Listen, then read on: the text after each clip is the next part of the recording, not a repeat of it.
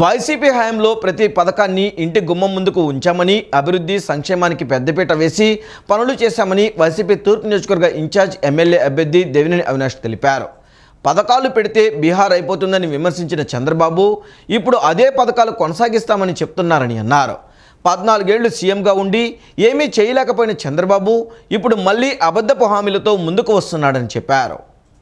రాణిగారితోట 17వ డివిజన్లో పిట్టా సత్యబాబు, నాగరాజు, ప్రశాంత్ మిత్ర బృందం ఆధ్వర్యంలో టీడీపీ, జనసేన కార్యకర్తలు వైసీపీలో చేరారు. తూర్పు నియోజకవర్గ వైసీపీ అభ్యర్థి దేవినేని అవినాష్ వారికి వైసీపీ కండువా కప్పి పార్టీలోకి ఆహ్వానించారు. ఈ సందర్భంగా అవినాష్ మాట్లాడుతూ రిటర్నింగ్ వాల్ గురించి జగన్ అసెంబ్లీలో మాట్లాడినప్పుడు ప్రజలు కూడా ఆశ్చర్యపోయారని అన్నారు. జగన్ మాట ఇస్తే మడం తిప్పడు అని ఆ రోజు చెప్పానని, సంవత్సరం లోపే రిటర్నింగ్ వాల్ను కట్టి చూపించామన్నారు.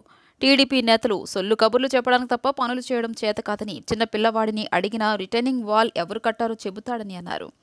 10 సంవత్సరాల పాటు ఎమ్మెల్యేగా ఉండి గద్దె రామ్మోహన్ ఏమీ చేయలేకపోయాడని విమర్శించారు.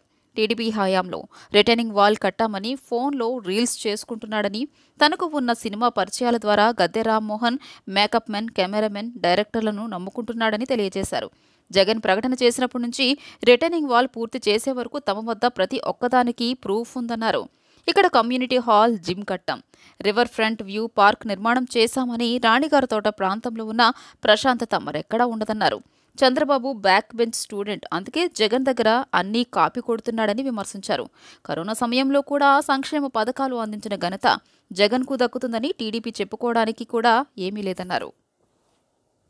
సంక్షేమ కార్యక్రమాలు మీరు ఒకసారి జగన్మోహన్ రెడ్డి గారి పరిపాలన చూడండి. 5 సంవత్సరాల్లో అర్హత ఉన్న ఏ ఒక్కరికైనా సంక్షేమ పథకం ఆగిందా? ఏ ఒక్కరైనా మీ ప్రభుత్వంలాగా జన్మభూమి కమిటీలు అని చెప్పిన ఎవరి దగ్గరికైనా వెళ్ళారా? సభ్యత్వం రాస్తేనే పథకాలు ఇస్తారని చెప్పిన ఎవరైనా చెప్పారా? మీ కులం ఏంటి, మీ మతం ఏంటి, మీ పార్టీ ఏంటి, ఓటేస్తారో ఓటేరని చెప్పిన ఏ రోజైనా జగన్మోహన్ రెడ్డి గారు చూసారా? మా ప్రభుత్వంలో ఏ రోజైనా అలా జరిగిందా? తెలుగుదేశం హయాంలో జరిగింది. ఇక్కడ జన్మభూమి కమిటీ ఉండేది. వారికి పెన్షన్ కావాలన్నా, రేషన్ కార్డు కావాలన్నా ఆ జన్మభూమి కమిటీ చైర్మన్ ఎవరైతే తెలుగుదేశం పార్టీ అధ్యక్షులు ఉంటారో తన దగ్గరికి వెళ్ళి వాళ్ళు ఇచ్చేది 1000 రూపాయల పెన్షన్లో ఒక 500 రూపాయలు అతనికి ఇచ్చేవాళ్ళు ఒక నెల.